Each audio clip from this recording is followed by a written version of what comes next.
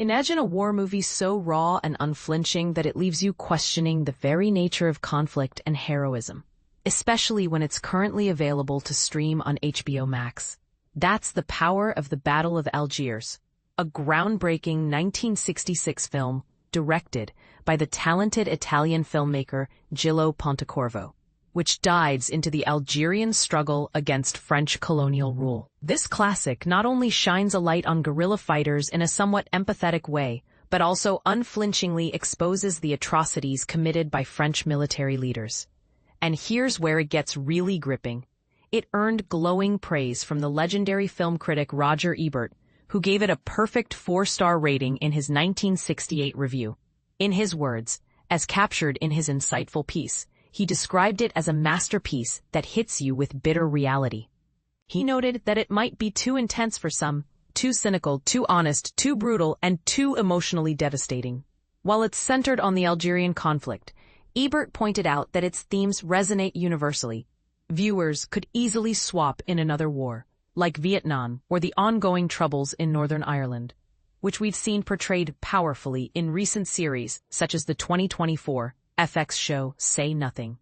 To help beginners grasp this, the Algerian War, 1954 to 1962, was a fierce independence fight where Algerian nationalists, led by groups like the National Liberation Front, FLN, battled French forces determined to maintain control.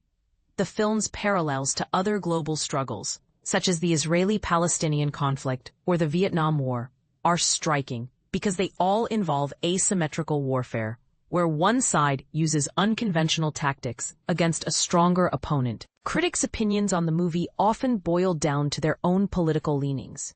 For example, if you viewed the IRA, Irish Republican Army, as nothing more than dangerous extremists, you might have dismissed the Battle of Algiers outright. And this is the part most people miss.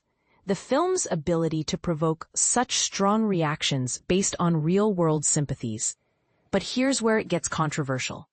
Did you know that in France, the homeland of the colonizers depicted, the film faced massive backlash? Local press vehemently opposed its release, successfully pushing it back until 1971. Many French citizens at the time felt defensive about their nation's actions in Algeria, which included harsh tactics like torture and mass bombings. Yet over time, as wounds healed and perspective shifted, the French public gradually embraced the movie, recognizing its artistic and historical value. Interestingly, the Battle of Algiers not only stood the test of time, but also influenced future revolutionary cinema. Ebert himself revisited his thoughts in a 2004 article, revealing how his understanding had deepened. He came to see the film not as neutral, somewhere between the FLN, the Algerian Liberation Group, and the French forces, but as leaning more toward the FLN side. To illustrate, he highlighted a key scene: FLN members assassinating French police in cold silence, followed by bombings on police targets. Yet when the French retaliate by demolishing a home and killing innocents, the soundtrack by composer Ennio Morricone turns sorrowful, evoking pity for the victims.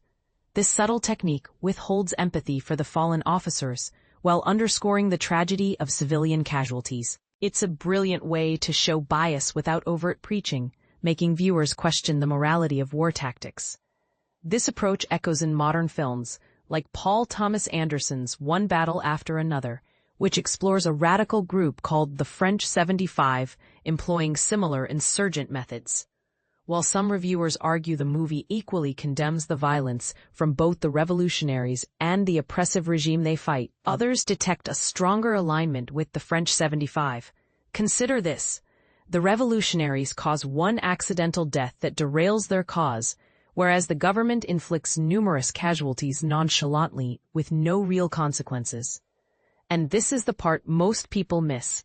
The film's score and visuals seem to mourn the regime's victims more deeply, hinting at a pro-insurgent tilt. It's no surprise that One Battle After Another includes a scene of a French 75 member watching the Battle of Algiers, nodding to Anderson's admiration for Pontecorvo's work.